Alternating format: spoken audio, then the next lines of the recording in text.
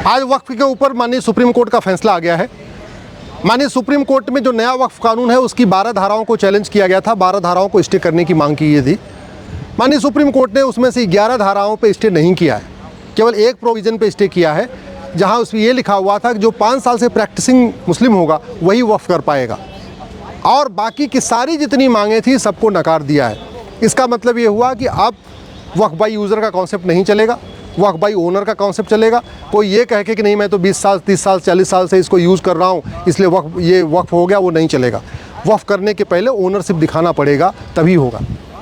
जो मुकदमे इस नए कानून के आने के पहले से हैं वो जहाँ चल रहे थे वहीं चलते रहेंगे।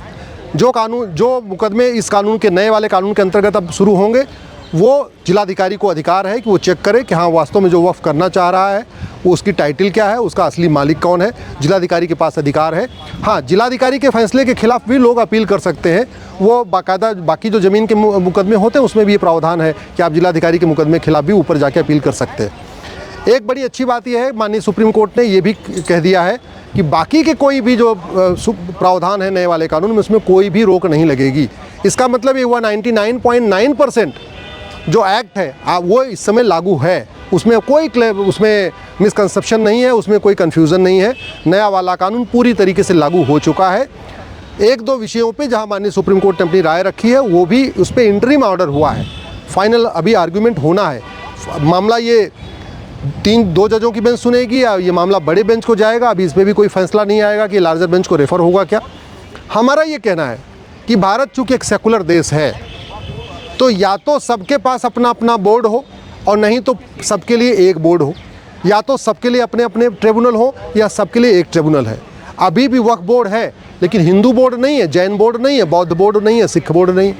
इस नए वाले कानून में भी वक्फ ट्रिब्यूनल है लेकिन हिंदू के पास अपना ट्रिब्यूनल नहीं है, जैन के पास अपना ट्रिब्यूनल नहीं है, बौद्ध के पास अपना ट्रिब्यूनल नहीं है, सिखों के पास अपना ट्रिब्यूनल नहीं है। तो ये जो अभी भी नया कानून आ गया मैं उसका स्वागत करता हूँ, लेकिन नया कानून अभी भी संविधान के दायरे में नहीं है। संविधान के शेड्यूल 7 के लिस्ट 3 में लिखा हुआ है चैरिटी, इंडाउमेंट, डोनेशन। इसका मतलब यूनिफॉर्म चैरिटी कोड होना चाहिए, यूनिफॉर्म प्रॉपर्टी कोड होना चाहिए, यूनिफॉर्म इंडाउमेंट कोड होना चाहिए।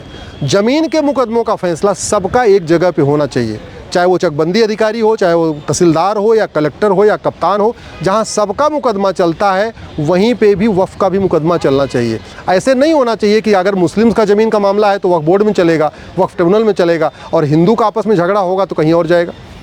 एक और भी एक समस्या है, अगर ये बोर्ड चलता रहेगा या तो केवल मुस्लिम्स का मुकदमा जहाँ मुस्लिम के बीच में मुकदमा हो वो वक्फ बोर्ड में जाए, वक्फ ट्रिब्यूनल में जाए, समझ में आती है।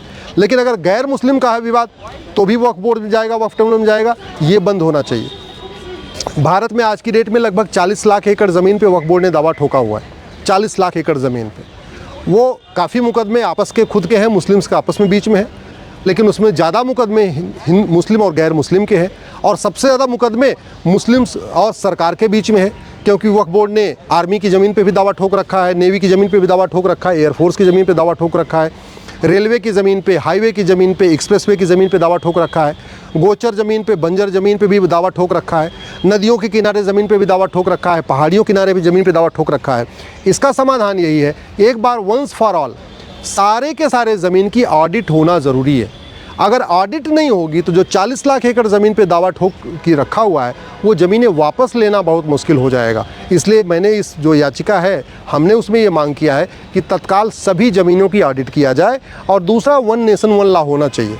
अगर वक्फ बोर्ड है तो हिंदू जैन बौद्ध सिख के लिए भी अपना बोर्ड होना चाहिए। अगर वक्फ ट्रिब्यूनल है तो हिंदू जैन बौद्ध सिख के लिए भी अपना ट्रिब्यूनल होना चाहिए। नहीं तो कॉमन प्लेस होना चाहिए, सबका मुकदमा कोर्ट में होना चाहिए, सबका मुकदमा सिविल प्रोसीजर कोर्ट के अंतर्गत जैसे बाकी मुकदमे चलते हैं वही होना चाहिए। ऐसा नहीं होना चाहिए कि काशी का मुकदमा, अयोध्या का मामला, भद्रकाली, भोजशाला, अटाला, बाकी जो विवाद हैं वो कोर्ट में चलेंगे, और वहीं वक्फ बोर्ड कहीं दावा ठोके तो मामला फिर वक्फ बोर्ड वक्फ ट्रिब्यूनल में चलेगा। फिर तो अगर हिंदू जहाँ दावा ठोकते हैं उनके लिए भी अपना हिंदू बोर्ड, हिंदू ट्रिब्यूनल होना चाहिए। जैन जहाँ दावा ठोके फिर अपने लिए होना चाहिए। इससे बचने का एक ही तरीका है कि भारत में 1 नेशन 1 कोर्ट सिस्टम लागू किया जाए, 1 नेशन 1 ट्रिब्यूनल सिस्टम लागू किया जाए। रिलीजन के आधार पे न बोर्ड हो सकता है, न रिलीजन के आधार पे ट्रिब्यूनल हो सकता है। अभी भी जो ये वक्फ बोर्ड वक्फ ट्रिब्यूनल चल रहा है, ये संविधान के स्पिरिट के खिलाफ है।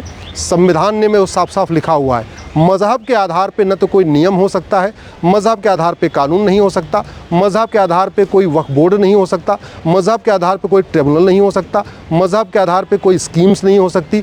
WAQF नाम का शब्द कहीं कॉन्स्टिट्यूशन में है ही नहीं है। इसलिए अभी भी नए कानून के बाद भी जो चल रहा है ये भी अनकॉन्स्टिट्यूशनल है। इसलिए हमने इसको भी माननीय कोर्ट में चैलेंज किया है और आने वाले टाइम में हम इस मामले को भी माननीय सुप्रीम कोर्ट में फाइनल हियरिंग के लिए रिक्वेस्ट करेंगे।